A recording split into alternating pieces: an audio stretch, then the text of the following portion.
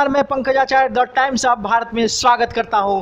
बात करते हैं बिहार की। बिहार के मुजफ्फरपुर क्षेत्र में जो बूढ़ी गंडक के किनारे बसा है, उसके पूर्व दक्षिण क्षेत्र में शहर के बीचों बीच जो बूढ़ी गंडक बहती है और बूढ़ी गंडक के किनारे बसा हुआ शहर है। लगातार नेपाल से जो पानी छोड़ी जा रही थी, जिसके दबाव के कारण पूर्वी चंपारण, पश्चिमी चंपारण, दरभंगा, मधुबनी, सीतामढ़ी आदि में परेशानी हो रही थी। आज मुजफ्फरपुर क्षेत्र में जिस तरह से बांध दोनों जो तटबंध है उस पर दबाव बनता गया और जो गंडक है मुजफ्फरपुर क्षेत्र से लगभग 20 किलोमीटर हटकर वहां पर दबाव बनने के कारण बूढ़ी गंडक की जो दक्षिणी पूर्व साइड का तटबंध है वो टूट जाने के कारण लाखों लोगों के जीवन को अस्त व्यस्त कर दिया है। यह घटना 3:20 के आसपास का है, जब गाँव वालों के हल्ला चिक आदि से पता चला कि ये उसी समय का है, भोर का समय है। लोग सोए हुए थे, बहुत सारे लोग तटबंध का निरीक्षण कर रहे थे। लेकिन जितनी भी जो सरकारी रख रखाव का बात कर ले, लेकिन कहीं ना कहीं प्रशासन अपने कार्यों से दूर रही और जिसके कारण जनताओं को ऐसा परिस्थितियों का सामना करना पड़ रहा है। लोग तितर बितर हो गए हैं, लोगों के जीवन अस्त व्यस्त हो गए हैं, खान पान आदि, और जो लाखों हेक्टेयर जो फसल थे बर्बाद हो गए हैं। किसान का तो कहीं भी सुना नहीं जाता। किसान अपने जीवन और जो मजदूर तबके के लोग हैं या कोई भी व्यक्ति इस स्थिति से निपटने में सक्षम नहीं है, लेकिन सरकार का फौरी तौर पर जो मदद दी जाती है उससे ऐसा नहीं लगता कि उसे पूर्ण लाभ हो जाए। देखिए किस प्रकार से बाढ़ का पानी कहर ढा रहा है, नए नए क्षेत्रों में बाढ़ का पानी फैलता जा रहा है, जिसके कारण लोग भागने और भयभीत हो गए हैं। अपनी जान बचाने के लिए ऊंचे ऊंचे स्थान पे जा रहे हैं। प्रशासन से ऐसे अलर्ट था, लेकिन वो पूर्ण अलर्ट नहीं हुआ था। देखिए किस प्रकार से पानी नए क्षेत्रों में बढ़ रहा है और वहाँ के ज़मीन, वहाँ के जो पेड़ पौधे उसे उखाड़ कर फेंक रहे हैं। कई घर में दर्जनों घर बह गए हैं, इसमें कई लोग बहे, लेकिन वो सुरक्षित है, सब निकल गए। ऐसा अभी कोई सूचना तो नहीं मिल रही है, लेकिन तभी भी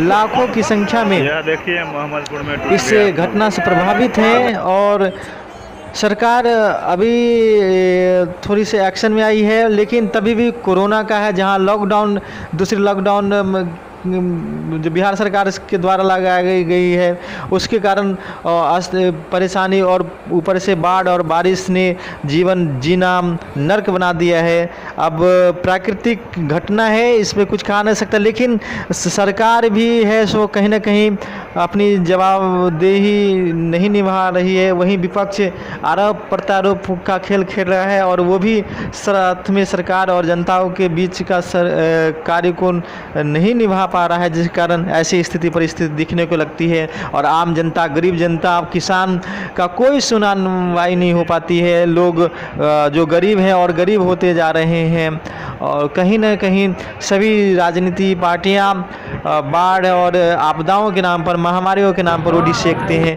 और आपदा के नाम पर जो भी नेताएं जन होते हैं या जो ऑफिसर हैं वो अपना पॉकेट गर्म करने पर लगे रहते हैं, जिस कारण ऐसी स्थिति, ऐसी विभयावह स्थिति बनती है और आम जनता को ही अपना जान की कुर्बानी करना पड़ता है।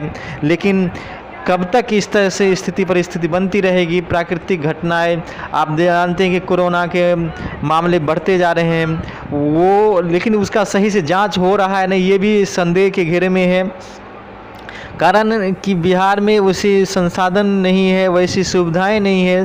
केंद्र सरकार भी उसके साथ सौतेले व्यवहार करती आ रही है, जिसके कारण नेपाल से कोई वातावरण बन नहीं रहा बातचीत का, जिससे वो जब चाहे अपनी मर्जी से पानी छोड़ देता है और बिहार के लाखों करोड़ों लोगों को परेशानी झेलनी पड़ती है, अपने घर को छोड़ना पड़ता है। बांध या ऊंचे टीले आदि पर 3 महीने 4 महीने शरण लेने पड़ते हैं।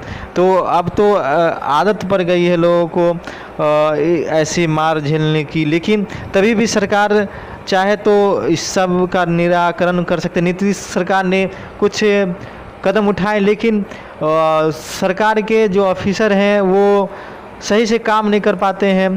वो अपने पेट भरने पर अपने पॉकेट गर्म करने में ही लगे रहते हैं, जिस कारण ऐसी स्थिति परिस्थिति बन रही है। हम मानते हैं कि प्राकृतिक जो स्थिति घटनाएं बनती है उसको हम रोक नहीं सकते, लेकिन तभी भी हम पहले से सजग तो